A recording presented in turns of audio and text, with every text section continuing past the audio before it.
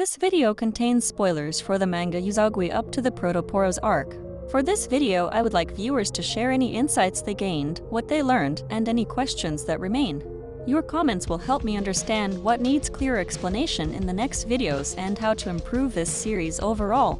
In the previous section, I introduced The Craft of Power, a largely forgotten book from 1978 that directly influenced later works like The 48 Laws of Power, but approaches the subject in a more structural and less formulaic way. Instead of treating power as charisma, authority, or dominance, the book defines power very precisely. Power exists only when your action produces a response that advances your objective. Until that response occurs, power is only potential. This distinction is central. Power is not what you intend, nor what you attempt. It emerges only at the moment the other person adjusts their behavior in your favor. Because of this, power is relational, not internal. It does not reside in intelligence, confidence, or force by themselves. Force compels behavior temporarily. Power reshapes conditions so that compliance becomes the safest or most natural option, even in your absence. Using Usogui, I showed how Baku consistently operates at this level. He does not overpower opponents or rely on threats. Instead, he alters incentives, controls timing, and restricts alternatives until resistance collapses on its own. The broader takeaway was that effective power is quiet, indirect, and deeply contextual. It prioritizes survivability over spectacle, timing over aggression, and consolidation over rapid expansion.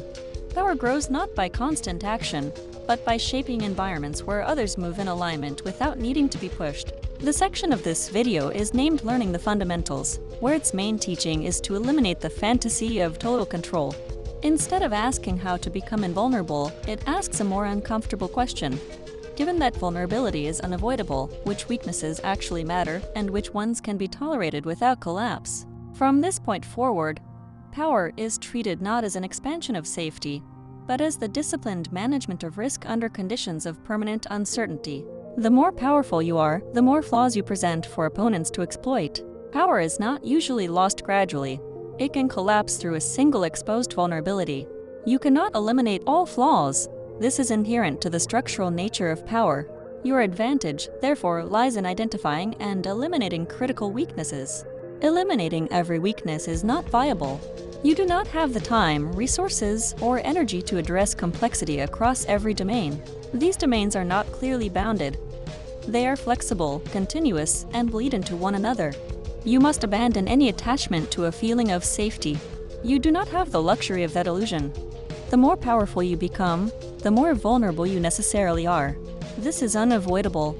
Refusing to accept this leads to wasted energy through perfectionism, trying to seal every gap to soothe anxiety. But the system is complex, and you should never assume the human mind can comprehend it in its entirety. Attempting to reduce anxiety in this way can be even more dangerous, as it creates a false sense of security that may become your downfall. Specialization without systemic awareness produces blind spots that opponents exploit. To see the situation clearly, you must accept exposure. Clarity does not come from refusing it.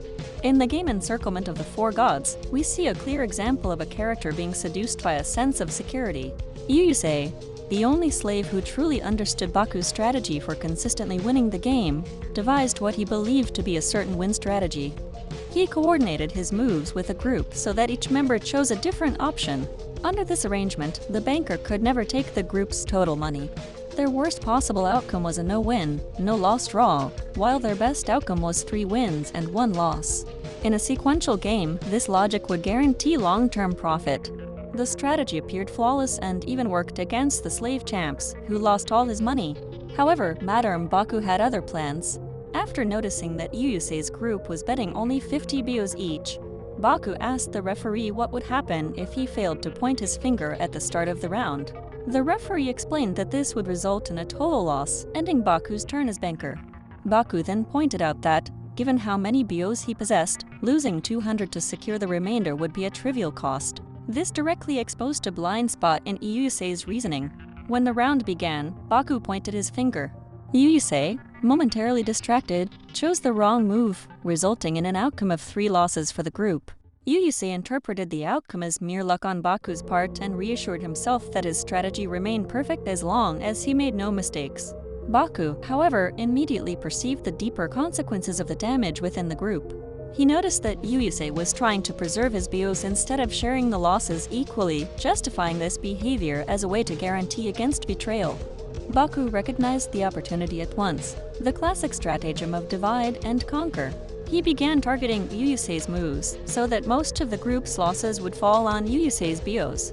As Ryuusei realized he was losing his leverage over the group due to the rapid depletion of his own resources, he took a risk and abandoned the certain win strategy in an attempt to avoid Baku's targeting. Baku anticipated this shift and selected the exact move needed to exploit the group's sudden lack of coordination, completely dismantling the strategy. In this situation, Ryuusei became so attached to his model that he discarded other ways of influencing the game. First, he overlooked the fact that Baku could end his turn if the bets were too small. Then, under pressure, he was forced to act against his own strategy as his control over the group eroded. He stopped seeing the situation clearly, and he paid the price for it. The main weakness of people who are not accustomed to power is a lack of fluency in power dynamics. At each step upward, the cost of this deficiency increases exponentially. Nikolai Lenin warned his fellow rebels about this when he argued that, even while fighting a powerful elite, ignorance of power dynamics would reduce them to hopeless amateurs. For a rebellion to be effective, it must employ the same methods used by its opponents. Rejecting those methods as immoral or exploitative does not confer moral superiority, it simply ensures irrelevance. Without leverage, there is no real capacity to influence outcomes. Robert Greene makes a parallel argument in the preface to The Art of Seduction.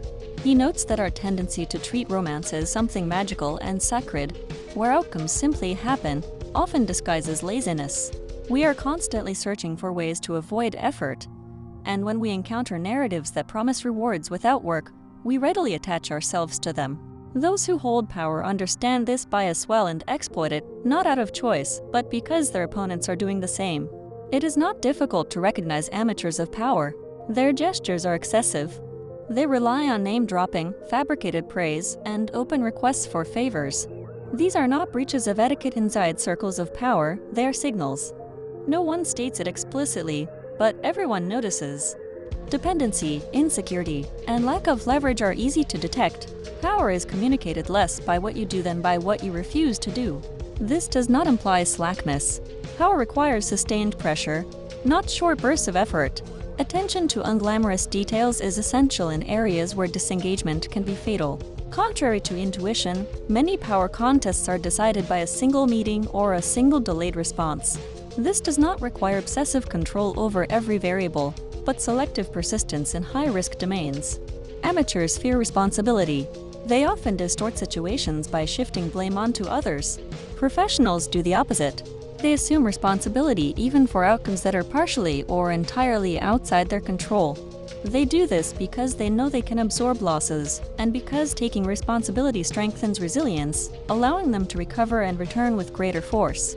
We see this resilience when Madarame Baku refuses to accept a loan from the leader to recover the money he lost. He states that losing the money and his eye was his own responsibility, and that he would recover everything tenfold. This does not contradict what was discussed earlier. You do not have the luxury of dwelling on every loss in your life. If you do, you will never have enough time or clarity to maneuver within power dynamics. To understand power is to understand that truth, in the arena of power, is always refracted through incentives, fear, ambition, and error. To a calibrated degree, you should assume that information never arrives neutral, but already shaped by someone's interests. Consider the example of an American ambassador who asked the Secretary of State about rumors of his replacement. He was assured that nothing of the sort was being considered. A few months later, he was replaced. The ambassador mistook polite signals for structural guarantees. Verbal reassurance is cheap. Commitment is expensive.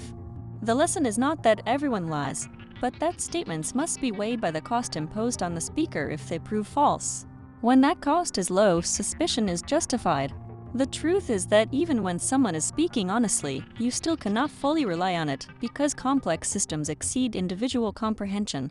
What they present as truth may only be a narrow slice of the system, and for someone operating in power dynamics, that difference is highly relevant. Information often contains partial truths, distorted by revenge, self-justification, or the desire to please the listener. This does not mean such information should be discarded, but it must be evaluated through the incentives behind it, especially when what you receive promises an easy victory. In those cases, suspicion is necessary, since deception often appears as invitation rather than resistance. This is the primary weapon of scammers. We see it constantly across media, videos, courses, and books that promise access to a secret capable of dissolving anxiety with minimal effort.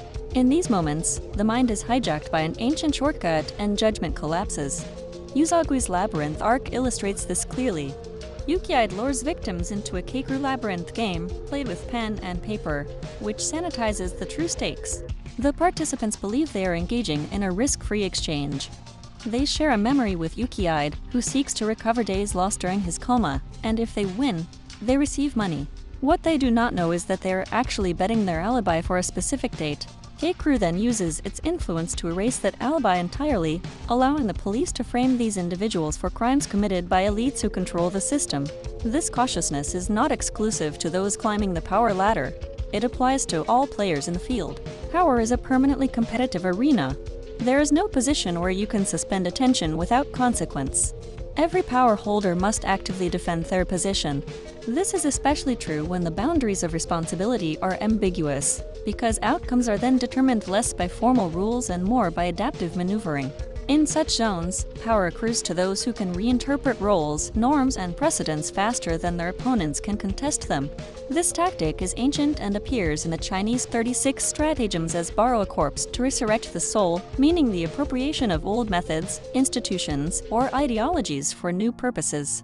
Applying theory to practice clarifies how power is accumulated within organizations.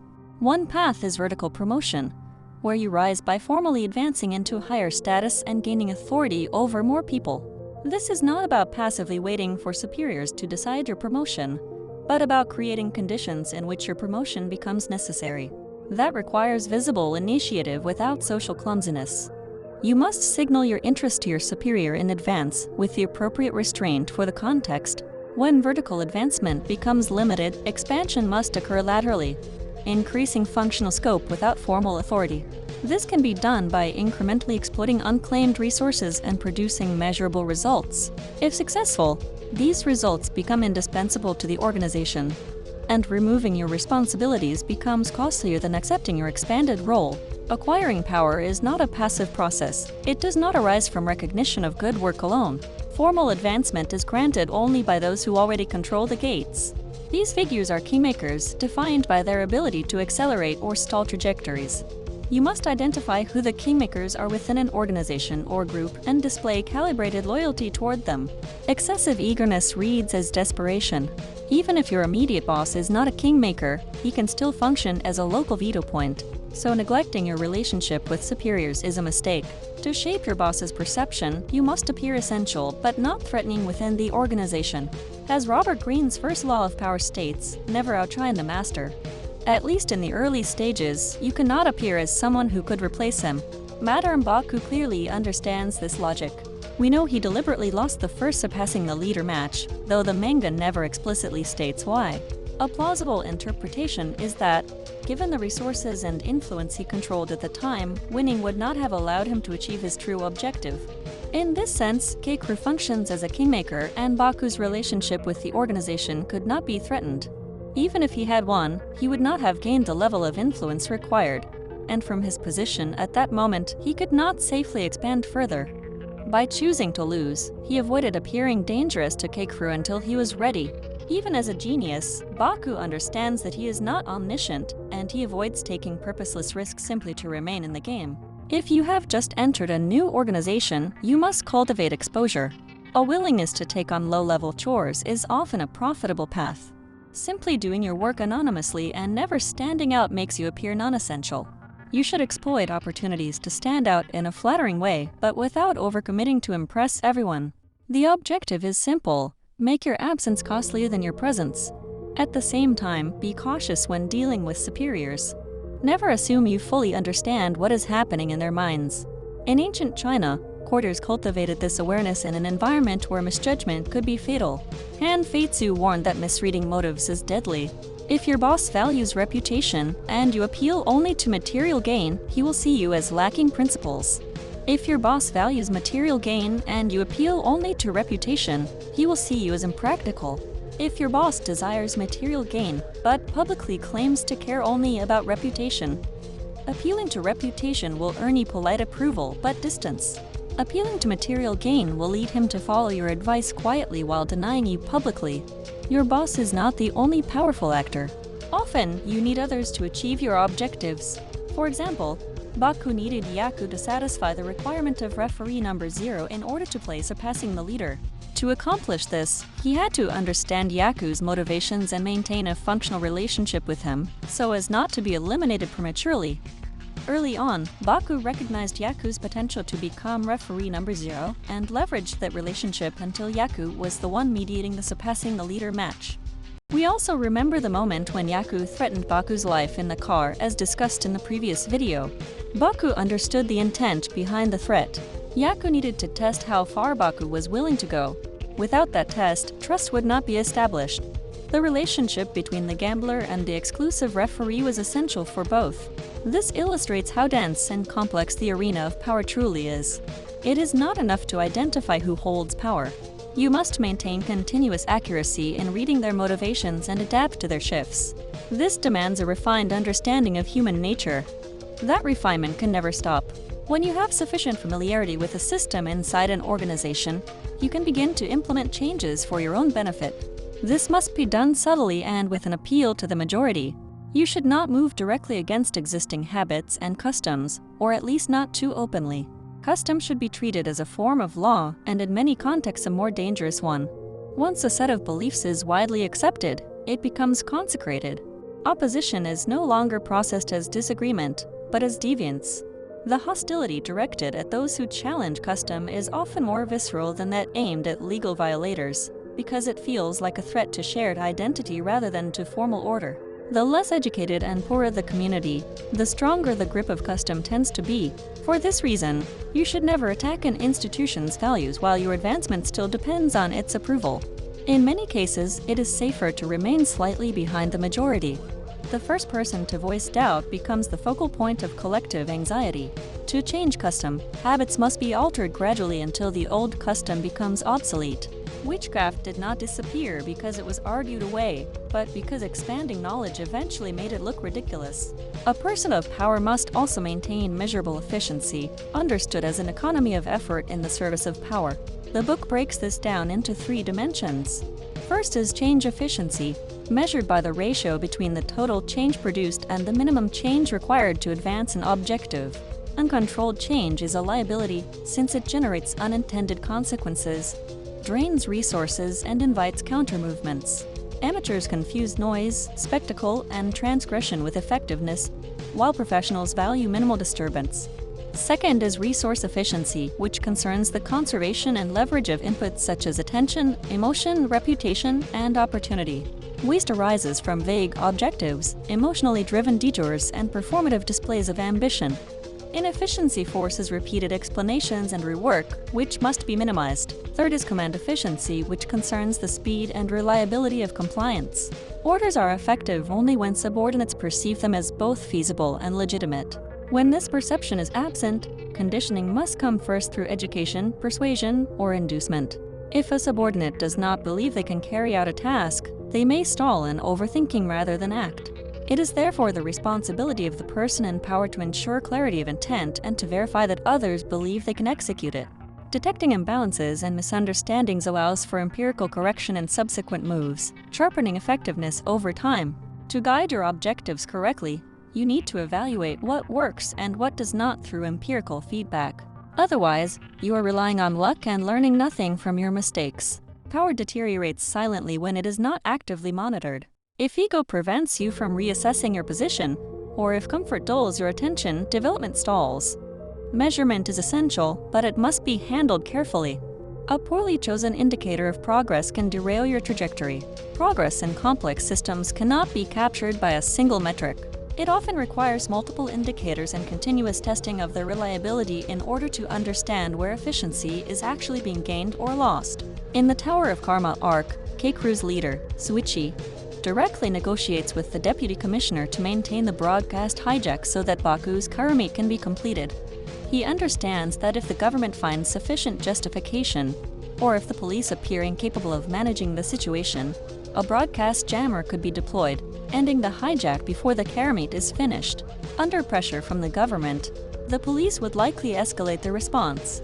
Such escalation would likely lead to their annihilation, given Keiku's superior firepower, and would force high-ranking officials in Japan to intervene due to the political fallout of remaining passive. Souichi's objective is to reduce these perturbations. He needs to contain the police until Baku's gamble concludes. The most dangerous scenario is a police raid on the tower, resulting in deaths while attempting to interrupt the game. The consequences of that outcome would be catastrophic. To lower this risk, Souichi proposes a gamble to the Deputy Commissioner. This offer presents a structured and less ambiguous decision with lower immediate consequences than the available alternatives. He suggests a duel between the police and Keiku without firearms. If the police win, Keiku will allow a number of officers into the tower. If Keiku wins, the commissioner must reveal a political secret. This move demonstrates Souichi's precise understanding of others' motivations. By offering an alternative path, he reduces the likelihood of escalation and increases the chances of the Karamite succeeding. He knows Keiku is stronger than the police, but he also knows that prolonged police failure would provoke a higher-level government response, particularly the use of a broadcast jammer that would completely nullify the Karamite. You will not be the only one pursuing power. It is a constant struggle, and gains or losses can occur very quickly if you are not careful. Power is not a permanent asset. Losses scale with the level of the game.